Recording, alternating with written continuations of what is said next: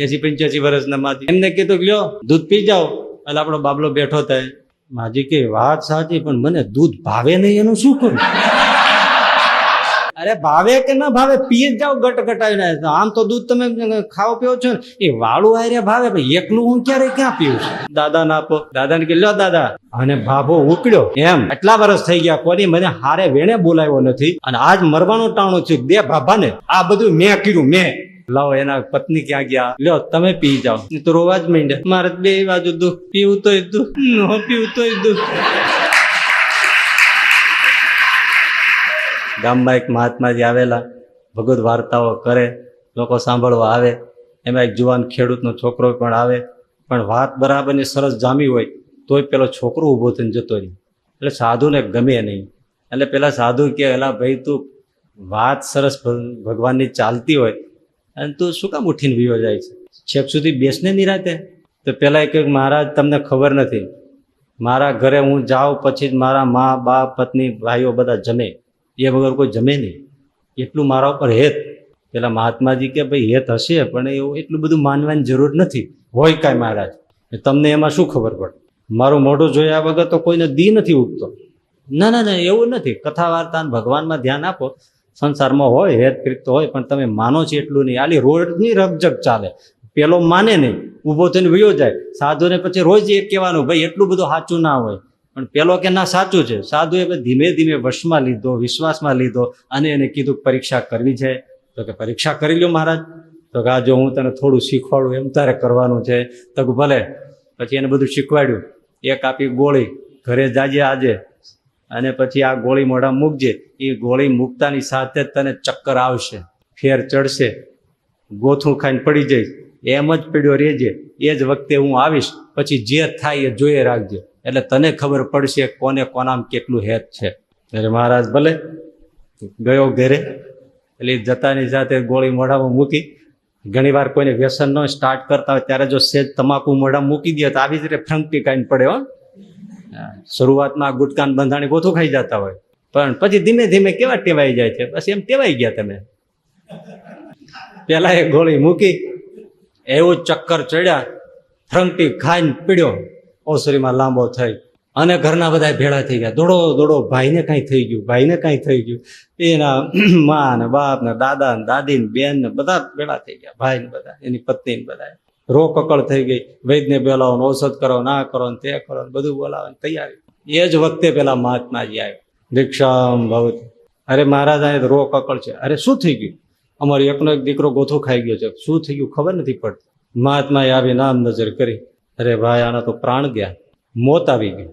પણ તમારે છોકરાને બચાવવો હોય તો એક ઈલાજ છે. તો કે હા કરો ને મહારાજ. તો કે લાવો એક કટોરો દૂરીને દૂધ.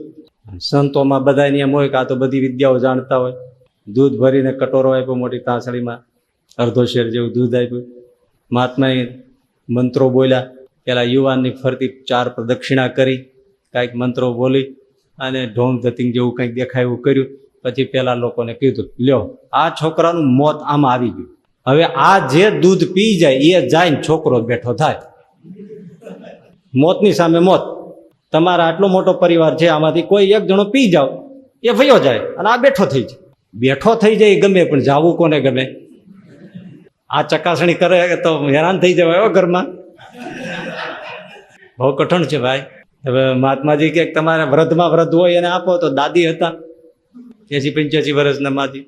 એમને કીધું કે લ્યો માં દૂધ પી જાઓ. એટલે આપણો બાબલો બેઠો થાય. માજી કે વાત સાચી, પણ મને દૂધ ભાવે નહીં, એનું શું કરું?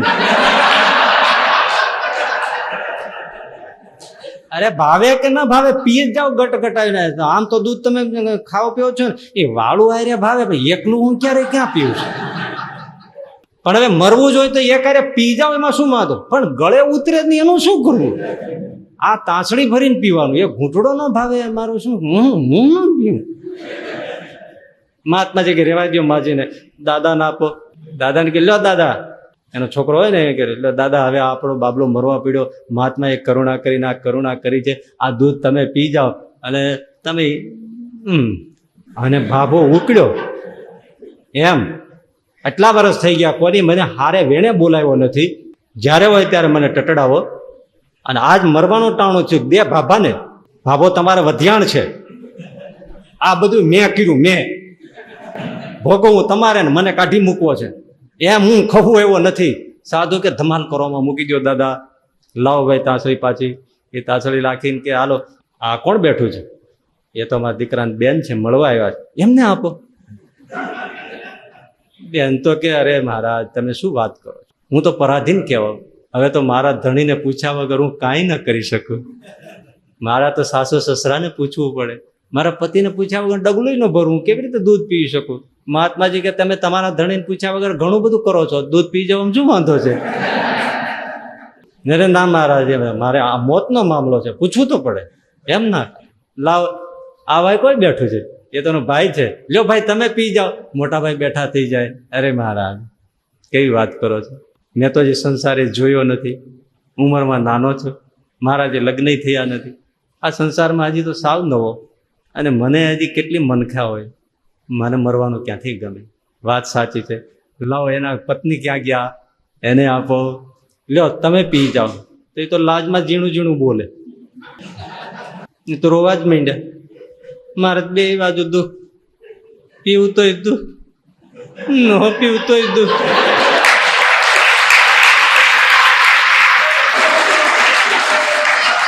મારી ફિલોસોફી ન હોય ત્યાંથી ઉગે, બોલો.